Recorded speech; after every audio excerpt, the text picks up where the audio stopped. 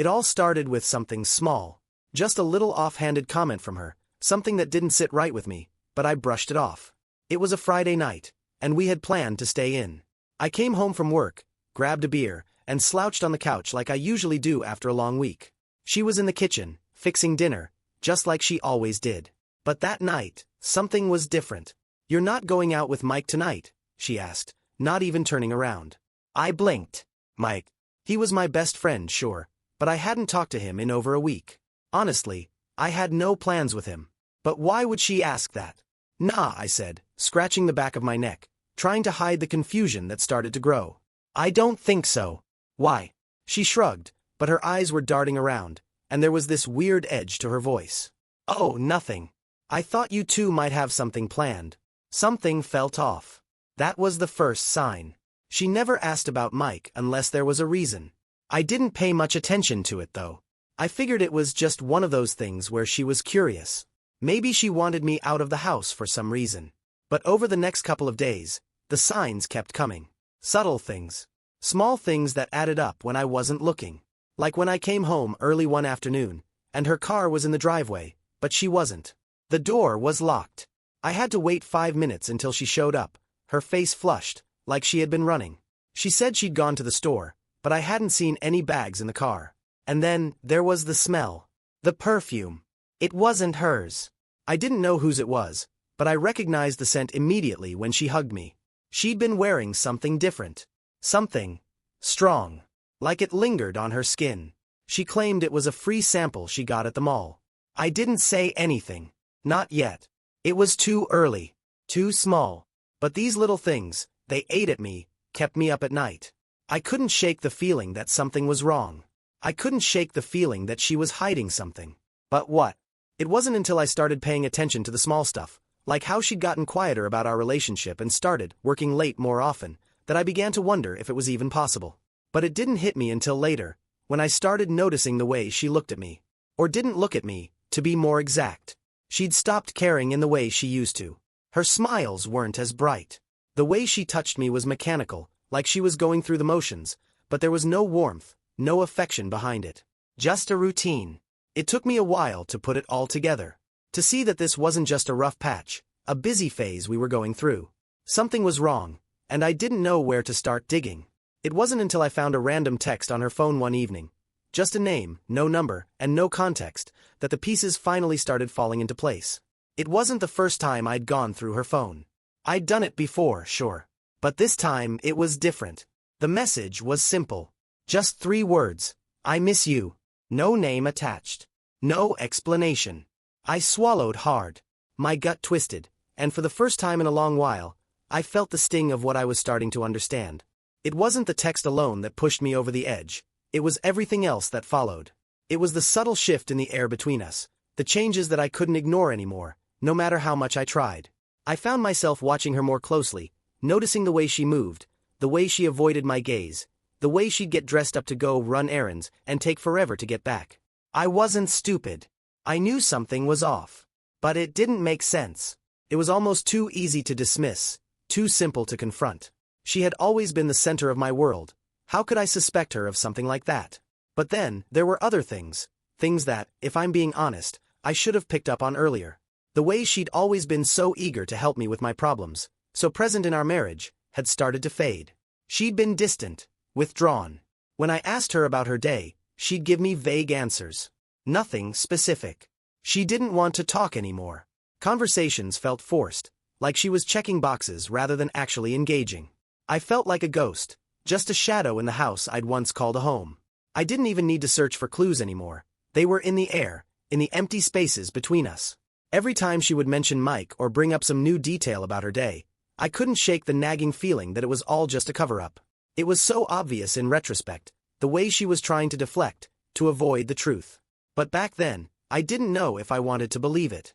The idea of her being with someone else, someone I trusted.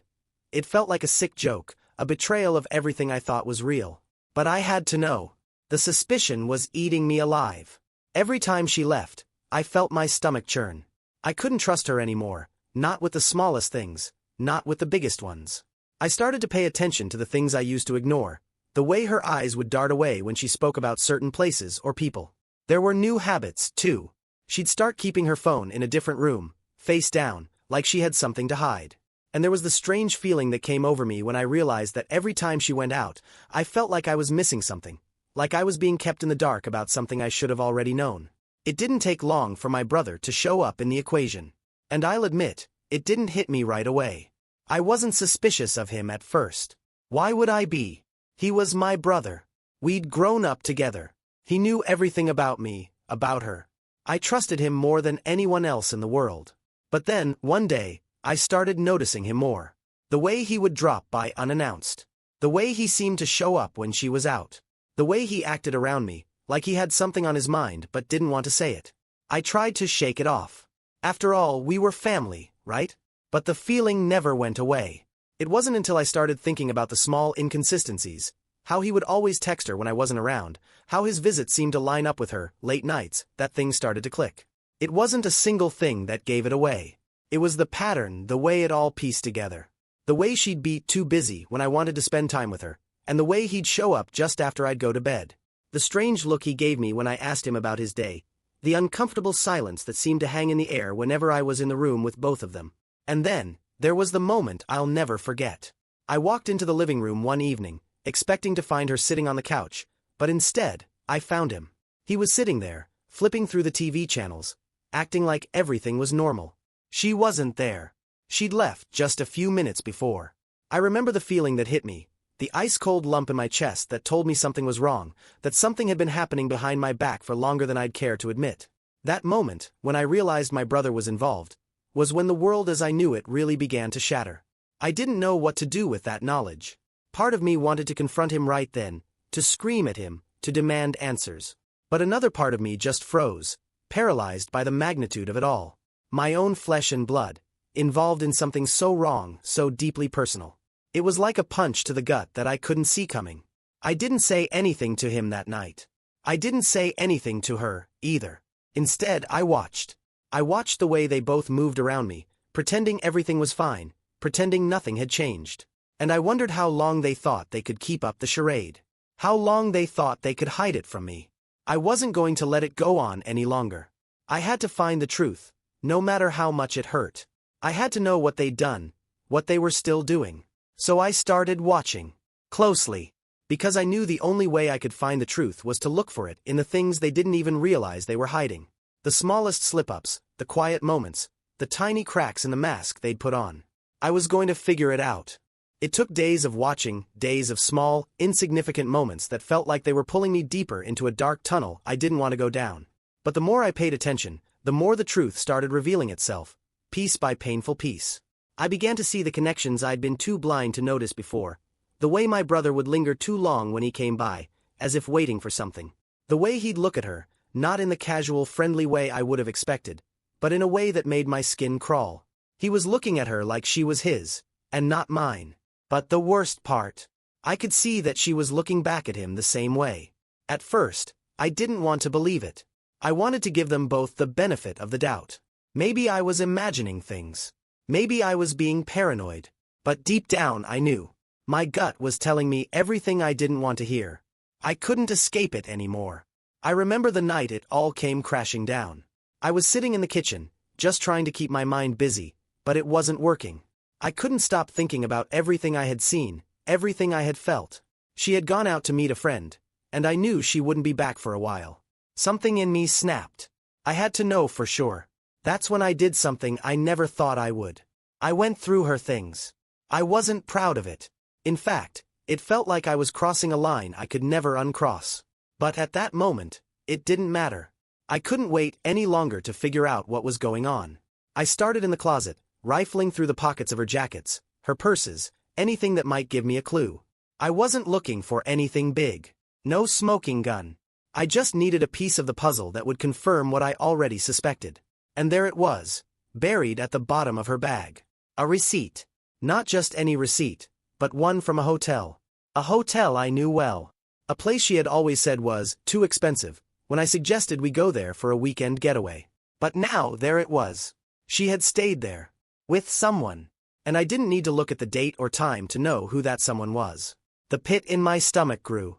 I could feel my pulse pounding in my ears, the weight of the evidence pressing down on me. My hand shook as I held the receipt. I was close now, so close to the truth. But something stopped me. Maybe it was fear.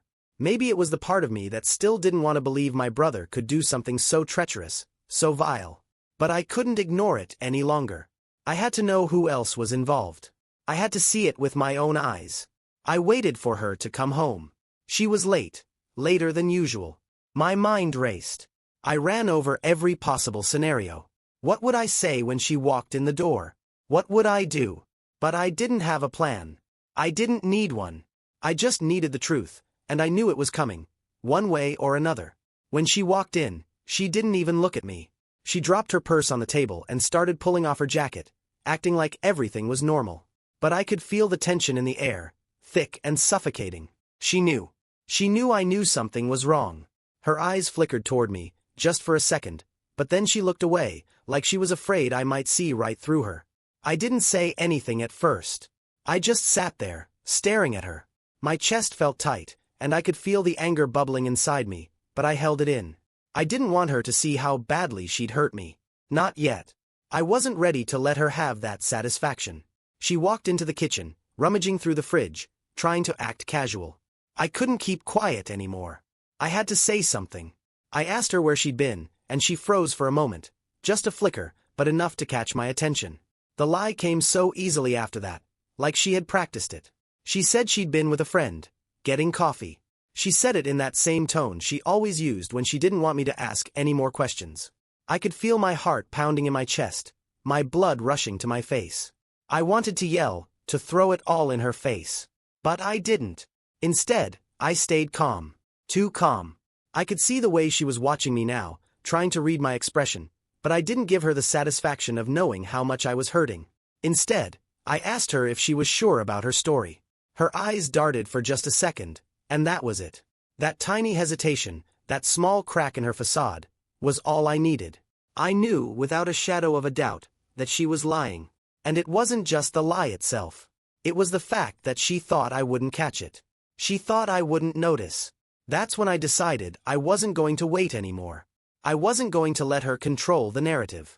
I didn't need her to tell me what had happened. I already knew. I stood up, walked to the door, and left. I didn't tell her where I was going. I didn't need to.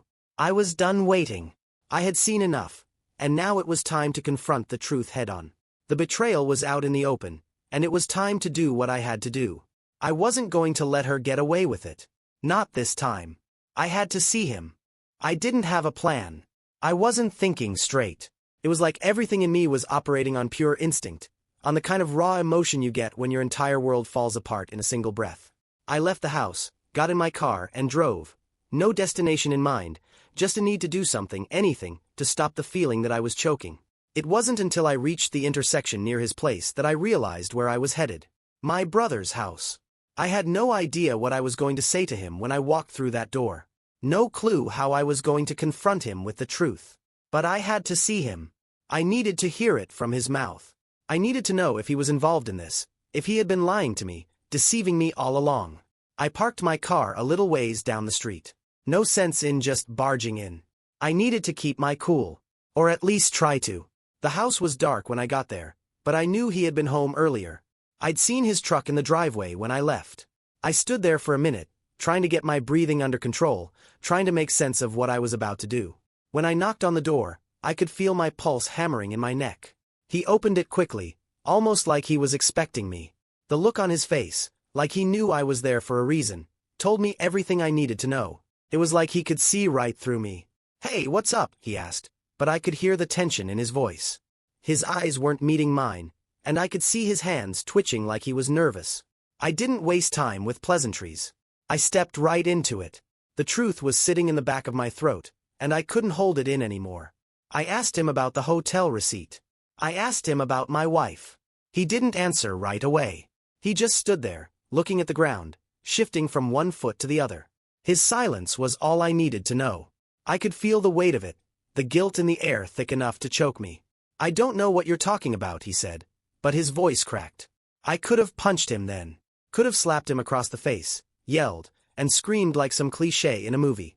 But I didn't. I just stood there, staring at him. I told him I knew. I told him about the receipts, about the late-night visits, about everything that had been happening behind my back. I wasn't asking for explanations anymore. I didn't need to know why. The why didn't matter anymore. What mattered was that he'd done it. He'd been part of the lie, part of the betrayal. He'd been complicit in it all. He took a step back, like he was trying to put some distance between us, but I wasn't going anywhere. I didn't mean for it to happen, he said, his voice quieter now. It wasn't an apology. It wasn't remorse. It was an excuse. And that's what killed me. He wasn't sorry. He was just trying to make it sound like it wasn't as bad as it was. I grabbed him by the shoulders. Don't give me that bullshit. You knew exactly what you were doing. You knew how much she meant to me. And you still went behind my back. He shook his head, but his eyes wouldn't meet mine. I wasn't trying to hurt you, man. I swear I wasn't. But I wasn't listening anymore. I couldn't. The words didn't matter. The excuses didn't matter. What mattered was that this wasn't a mistake. This wasn't something that just happened. They'd made a choice. Both of them. And I was left here picking up the pieces of a life I didn't even recognize anymore. I wanted to keep going. I wanted to yell, to demand more answers, but something stopped me. It was like I already knew everything I needed to know. There was no point in dragging it out. There was nothing he could say that would change what had happened. Instead, I just looked at him. I could feel the anger bubbling up inside me, but it wasn't the kind of rage that makes you lash out. It was a cold, quiet fury that made everything else seem insignificant. I don't want to see you again, I said, my voice steady, but every word felt like it was slicing through me. He didn't say anything. He just stood there, looking at me, and for the first time in my life, I felt nothing for him. He wasn't my brother anymore. He was just someone who had destroyed everything I believed in. I turned around, walked out the door, and didn't look back. It felt like the end of something. But I didn't know if it was the end of me, or the end of everything else. I still had to face her. I left my brother's place without another word, without looking back. The anger had burned through me so fast, I didn't know what was left. But as soon as I stepped out of his house, a coldness settled over me. A stillness, almost like the world was holding its breath. I wasn't just angry anymore. I was numb. Like the universe had stopped making sense, and I was stuck in some twisted version of it, watching everything fall apart. I don't even remember getting back to my place. My car moved on autopilot, and by the time I pulled into the driveway, I realized I had no idea what I was about to do next. The house was quiet, too quiet. I sat in my car for a minute, staring at the front door. The same door I'd walked through 1,000 times. The same house that was supposed to be a home. But now it felt like a cage. And she was in there, behind that door, waiting for me to come face to face with a mess she'd created. I couldn't bring myself to go in. Not yet. But I knew I couldn't put it off forever. She was probably inside, lying through her teeth like she always did, pretending everything was fine. She had no idea what I had learned, no idea what I knew. But that was about to change. I took a deep breath and forced myself out of the car. My heart was pounding in my chest, but it was like I was watching someone else walk toward the door. I didn't even feel like myself anymore. Not since I had found out what she'd been doing behind my back. When I stepped inside, she was there, sitting on the couch. Her hair was pulled back messily, and she was watching some reality show, the TV blaring in the background, but she didn't even seem to notice. For a moment, everything felt surreal. I thought maybe, just for a second, I could pretend that things were normal, that none of this was happening. But then I saw the way she glanced up at me. That quick, almost nervous glance. I knew right then that she knew. I didn't give her a chance to speak. I didn't want her lies. I didn't want her excuses. I wasn't here for her version of what happened. I was here for the truth. Without saying a word, I walked over to the table and tossed the hotel receipt in front of her. I watched her face go pale, her eyes darting from the receipt to me, back to the paper in disbelief. For a second, she didn't say anything. She just stared at it like it was some foreign object that had no business being in her life. But I could see the panic in her eyes. She opened her mouth, but the words wouldn't come out. I didn't need her to explain. I didn't need her to tell me that it wasn't what I thought it was. I knew what it was. I knew where she had been and with who. And I knew it had been going on for a long time. "You're going to tell me the truth now," I said. The words came out quieter than I expected, but they were firm. Cold. "I'm done listening to your lies." She blinked a few times, like she was trying to gather her thoughts, but she was too late. I already saw the shift in her expression. She was cornered. There was no way out now. The walls had closed in, and the weight of the moment was pressing down on her. The realization that I knew everything had finally hit her. And in that split second, something inside her cracked. I didn't mean for it to happen, she started, but I cut her off. Don't give me that. Don't tell me you didn't mean it. You chose this. You chose him. She looked down, like she couldn't bear to face me.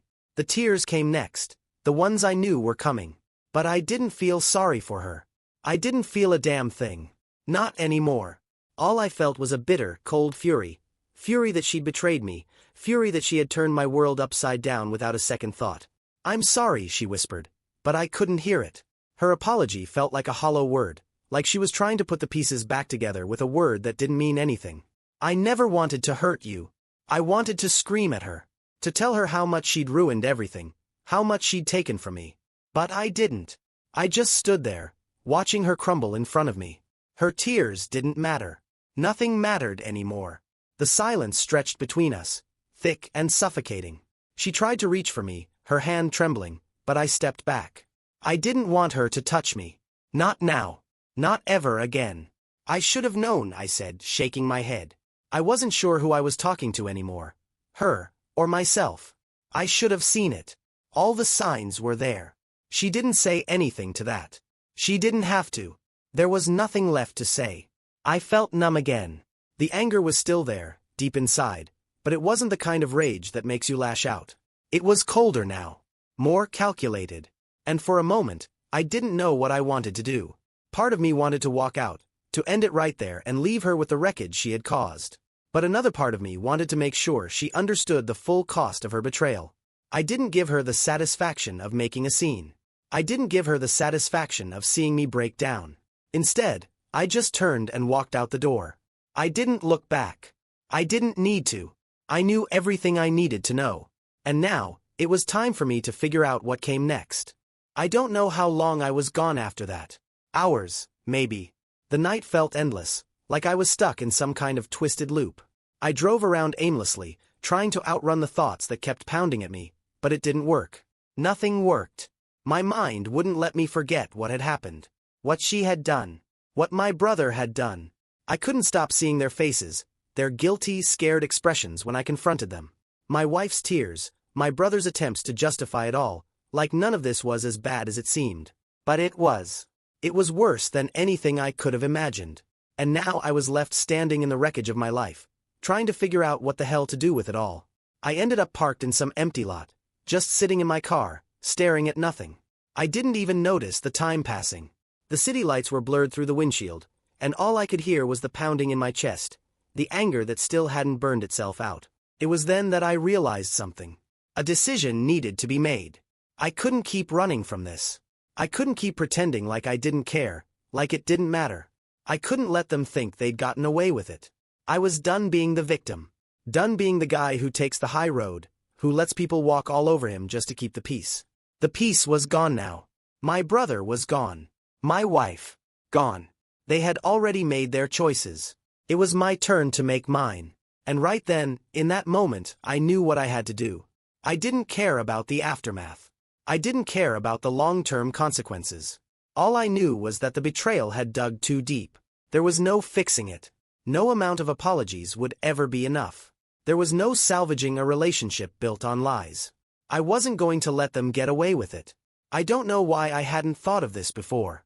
It wasn't like I was a saint, like I had some moral high ground to stand on. But this was different. This wasn't just about me and her. This was about the family. The trust that had been shattered. The loyalty that had been betrayed in a way I couldn't forgive. The one person I thought would have my back, the one person who should have been there for me, had stabbed me in it. And that kind of betrayal doesn't get swept under the rug. It doesn't get forgotten. I needed to hit back. Hard. And I wasn't going to let her or him off easy. So I drove back home. The car felt like a prison, like I was being dragged toward my own fate. But there was no turning back now. I knew what I had to do. When I got home, the house was still quiet. Too quiet. I knew she hadn't left. I could feel her presence in every corner of the place, the weight of her absence hanging heavy in the air. But I wasn't about to let this slide. I wasn't going to let her pretend like nothing had happened, like we could just go back to how things were. I walked through the door with purpose. She was sitting on the couch, like she had been waiting for me to come back. But there was no apology, no remorse in her eyes. Just guilt, that guilty look that made her seem like she was trying to piece things back together in her mind, trying to find the right words. But there was no right words. There was nothing she could say that would make this better. I didn't give her a chance to speak. I just walked in front of her, stood there for a moment, and stared down at her. She was sitting with her knees pulled up to her chest, like she wanted to hide from what was coming. I didn't feel anything for her at that moment. No anger, no love. Just emptiness. I don't know who you are anymore, I said, my voice low and steady. You're not the woman I married. You're not even someone I recognize. She opened her mouth to respond, but I raised my hand to stop her. I don't need to hear your excuses. I don't need to hear how sorry you are. You made your choice. You've made several choices, and they were all lies.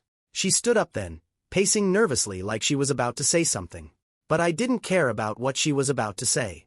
The truth had already hit me, and nothing she could say would change it. You slept with my brother, I said, as coldly as I could. The words were a knife in my chest, but I said them anyway. You didn't just betray me, you betrayed the whole family. You ruined everything, and for what? A fling. A moment of weakness? I don't care. I'm done with the excuses. The room felt too small, like I couldn't breathe in there anymore. She looked at me, her face twisted with guilt, but she didn't say anything. She knew it was over. She knew it had been over the moment I found out. I didn't stick around. I didn't want to hear her cry or beg for forgiveness. There was no going back now. Not for her. Not for him.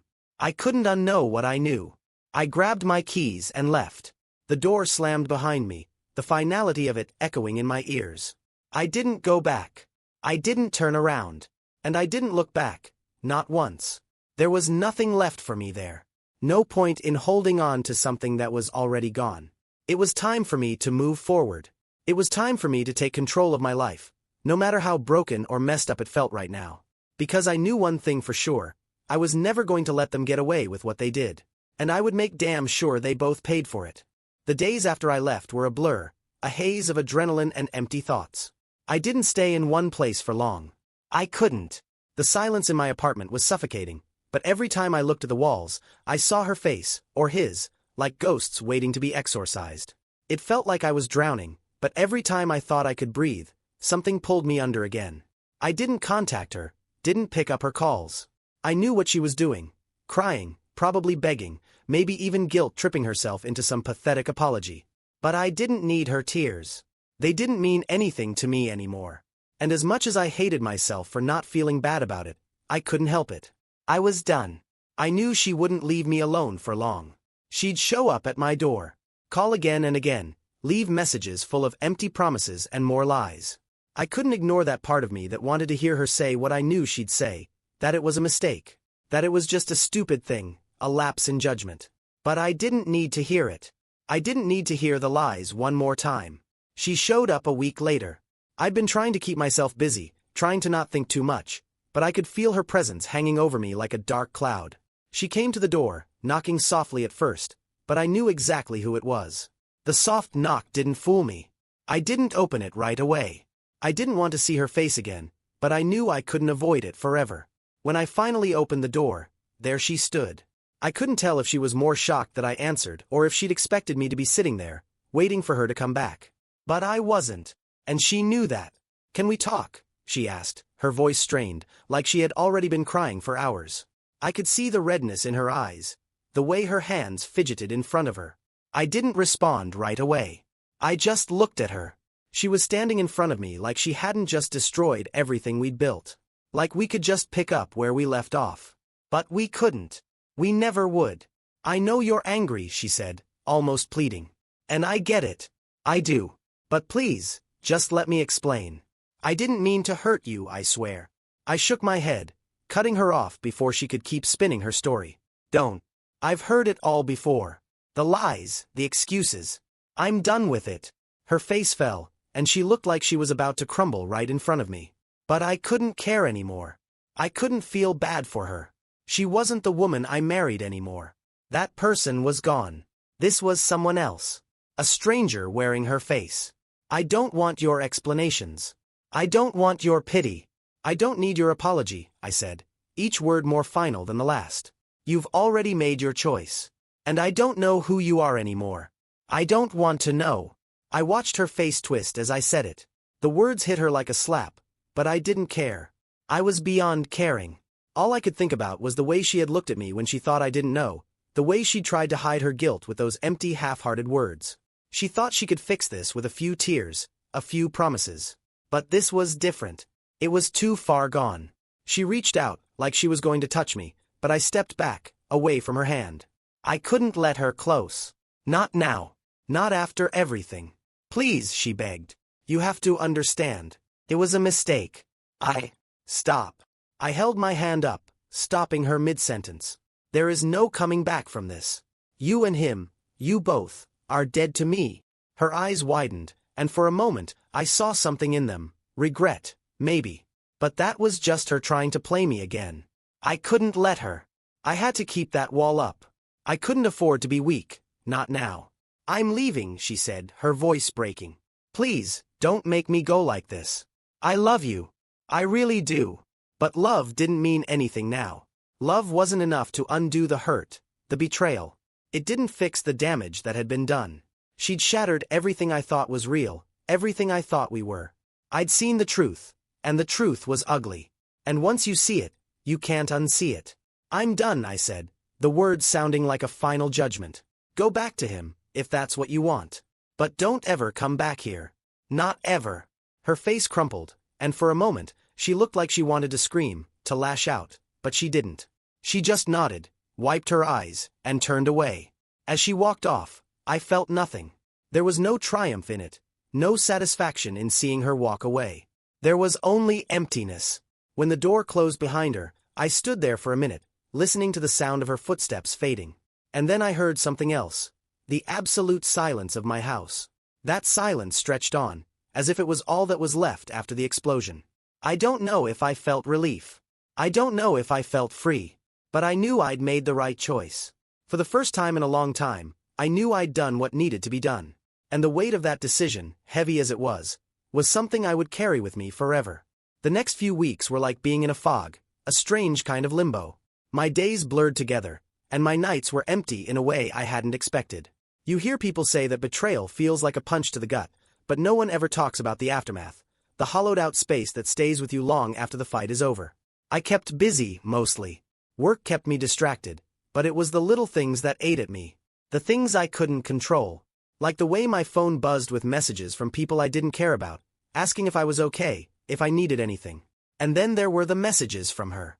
The ones she sent, even though I'd made it crystal clear that I didn't want to hear from her. I ignored them at first, then deleted them. She begged, she cried, she tried to guilt-trip me into talking. She said she was sorry, that she wanted to fix things. She even tried to make it sound like my brother was the real villain, like I should be angry with him and not her. But the thing was, I didn't care who was worse. I didn't care about the details. All I cared about was the fact that they both chose to hurt me, to take something from me that I couldn't get back. There was no fixing it. No going back to how things were. I never told anyone about what happened, except for one person. My best friend. I didn't go into the details. I didn't need to. But I knew I had to tell someone who wouldn't judge me. Someone who would just listen. He was pissed when I told him about my brother, and I could see the disbelief in his eyes. But I didn't need his sympathy. I didn't need anyone's pity. What I needed, what I wanted, was justice. I wanted revenge. And the more time passed, the more I realized that I wasn't just angry. I was cold. I'd done my best to hold it together, to stay above the fray, but now, the anger had calcified into something darker. Something more calculated. I had to make them both feel what I felt. I had to make sure they knew that what they did wasn't just a mistake, it was a choice. A conscious decision. And there would be consequences. I didn't know what form the revenge would take, but I knew I couldn't let it go. The more I thought about it, the more I realized I had to hit where it would hurt the most. I couldn't do anything to undo the betrayal, but I could make sure they regretted it. I started with my brother. That was the easiest part. He thought he could lay low, hide from me, but I wasn't going to let him off that easy. I didn't confront him right away though. No, I had to make him squirm. I needed him to sweat. I needed him to realize that the thing he'd done wasn't going to be forgotten so easily. I started by taking everything from him that I could. Little things, at first. A text to his wife, telling her what had happened. She deserved to know, and I wasn't about to spare him from the fallout. I didn't sugarcoat it. I told her everything. Every disgusting detail.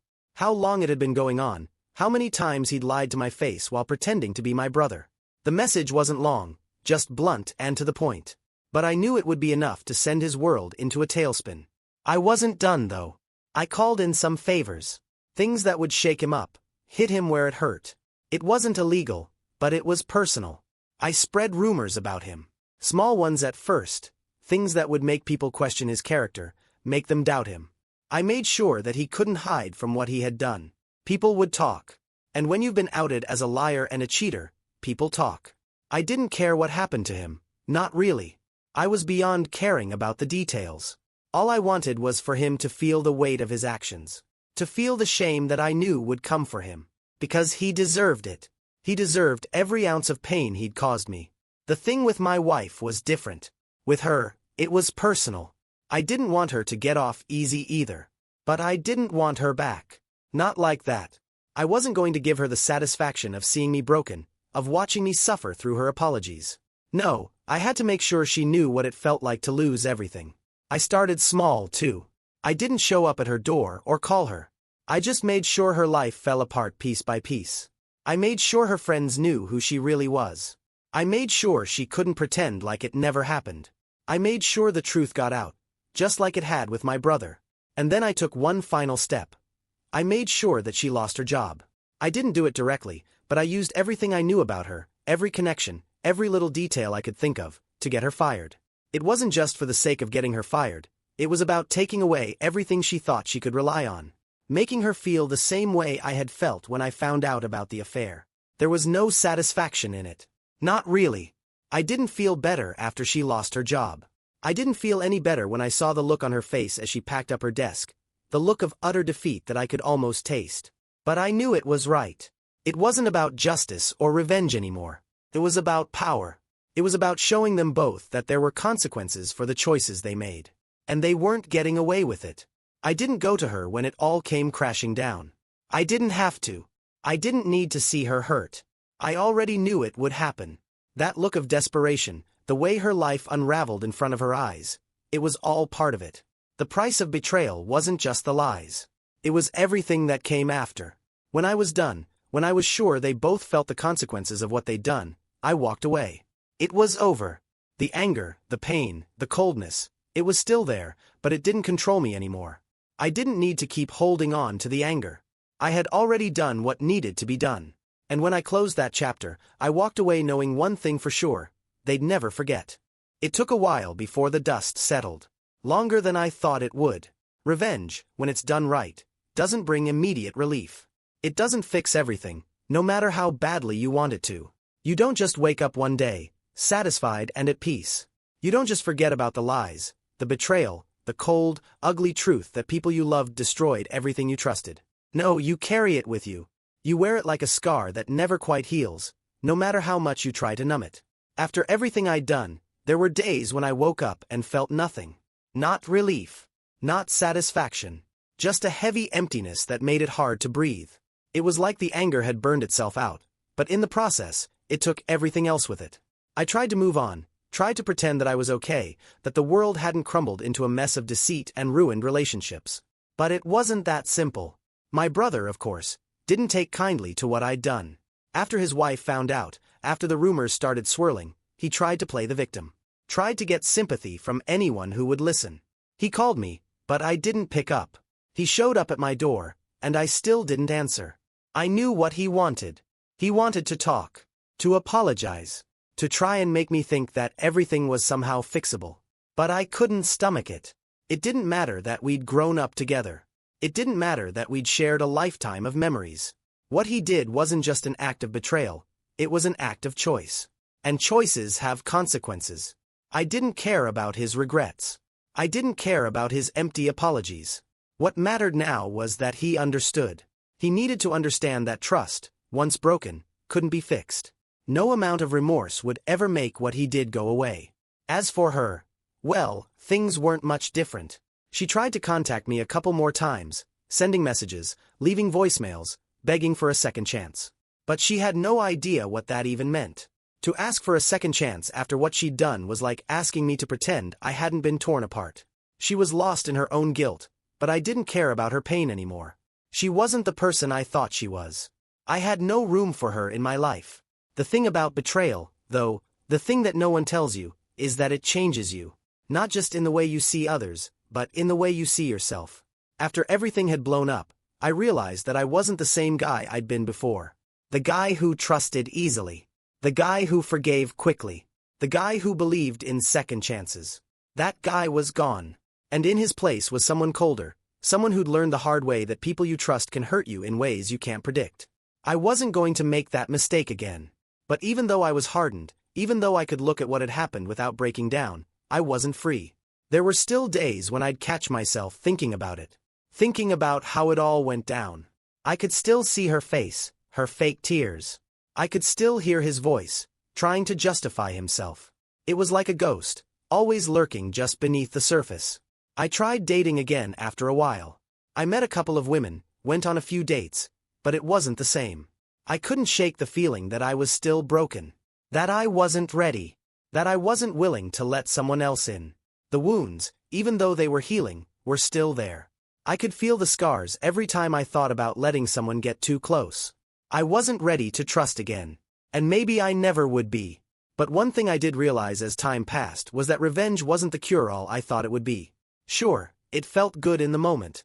Sure, I'd made them both pay in ways that hurt them, in ways they'd never forget. But that didn't make it right. It didn't make the betrayal any less painful. I didn't find peace in it. I found more anger, more bitterness, more questions about what kind of person I was becoming. I didn't regret what I'd done, not exactly. But I realized it was never going to be enough. It didn't give me back the life I thought I had.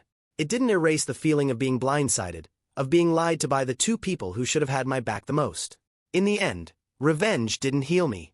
It didn't fix anything. But it did give me one thing I hadn't had before: control. Control over the situation. Control over the way things ended. Control over the one thing they couldn't take from me. But that control didn't come with closure. It didn't come with healing. I'd done what I had to do. And while I could live with that, I knew that nothing would ever truly be the same. I had to learn to move on, not because I wanted to, but because I had no other choice. Life doesn't stop for anyone. The world keeps turning, and even after all the anger, the hurt, the destruction, you're left with the same question. What now? And the answer, I guess, was simple. You keep going. You keep moving. You keep living, even when it feels like everything has been taken from you. Because the only thing worse than betrayal is letting it consume you. And I wasn't going to let that happen. I wasn't going to let them win. Even if, in the end, the only victory left to claim was my own survival. Time had a way of dulling the edges of my anger, but it never erased the feeling. I'd like to say that I moved on easily, that the void my wife and brother left behind was filled with something new, something better. But that wouldn't be true. The truth is, the scars they left on me never really faded. They became part of me, part of my story. The betrayal, the lies, the vengeance. I carried all of it, whether I wanted to or not. I tried to act like everything was fine. I went through the motions. Work, meals, the occasional outing with friends. I even met a few women here and there. But I wasn't there. Not really. I'd be sitting across from someone, smiling, making conversation, but in the back of my mind, I was still replaying everything that had happened, still feeling the sting of their betrayal like it had just happened yesterday. I kept a part of myself shut off from everyone. Maybe it was self-protection. Maybe it was just the way I had to be now. The walls were up, thicker than ever. No one could get close to me again. Not the way they had. Not the way I had let them. Sometimes, I'd wonder about her. My ex-wife. The woman I thought I knew. The woman I thought I loved. Where was she now? Was she still pretending to be a victim, or had she finally come to terms with the fact that she'd ruined everything? I'd never know, because I wasn't going to be the one to ask. I thought about my brother, too. But in a way that felt different. The anger toward him had started to fade, replaced by something colder, more final. I didn't hate him anymore. I didn't care enough to hate him. The truth was, I didn't even care enough to wish him ill. That wasn't some moral high ground I was standing on. It was just indifference. Because the truth was, once you've been betrayed by the people you trust most, the anger eventually gives way to something even worse. The realization that they're not even worth your energy anymore. But that wasn't a comfort. It didn't bring peace. I tried to throw myself into my work, hoping that the routine of it would help me forget, would distract me long enough to keep the dark thoughts at bay. For a while, it worked. The projects piled up, deadlines came and went, and the world outside of my own head started to feel a little less heavy. But there were still moments, quiet moments, when the silence would wrap around me, and I'd hear the echoes of what had happened. I'd see a picture of her, my ex-wife, smiling and laughing with some new friends, and it would hit me all over again. The lies, the deception, the way she'd smiled at me every day while sleeping with my brother. I'd catch myself thinking about how I'd never get to fix things with her, never get to go back to how it was before. And for a split second, I'd feel like I was losing myself again. But then I'd snap out of it. Because I wasn't going to let that happen. I had to keep moving forward. I couldn't afford to look back. One night, a few months after everything had fallen apart, I found myself at a bar. It wasn't something I planned. I didn't go there to drown my sorrows or to forget. I just needed to be around people, even if it was just for a little while. I wasn't looking for anything, just trying to feel a little bit of normalcy, even if it was just for an hour. I sat at the bar, nursing a drink, watching the people around me. Couples, groups of friends, the usual noise of a bar on a Friday night. But even in that crowd, I felt like I was miles away from everyone. I could hear the laughter, the clinking of glasses, but it felt like a distant hum. That's when I saw him. My brother. He was across the room, sitting with some guy I didn't recognize. But it wasn't the guy that made my blood run cold. It was him. The sight of him, after everything that had happened, made my stomach tighten. My first instinct was to look away, to pretend I hadn't seen him. But I didn't. I just stared at him from across the room. He looked the same, but different.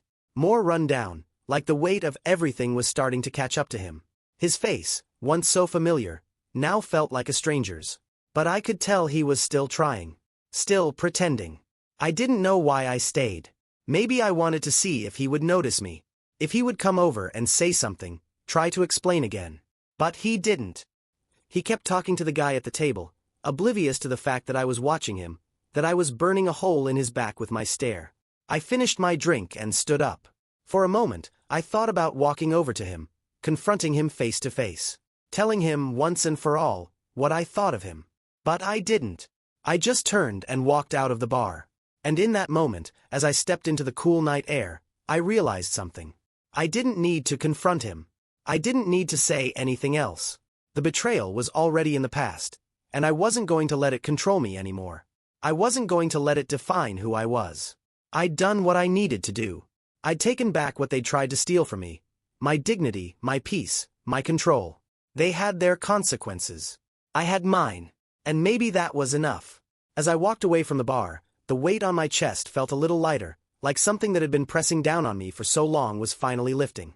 The anger still lingered. It always would. But for the first time in a long time, I felt like I could breathe again. Like maybe, just maybe, I could move on from this. I didn't need to win anymore. I didn't need to get revenge anymore. I just needed to survive. And I had.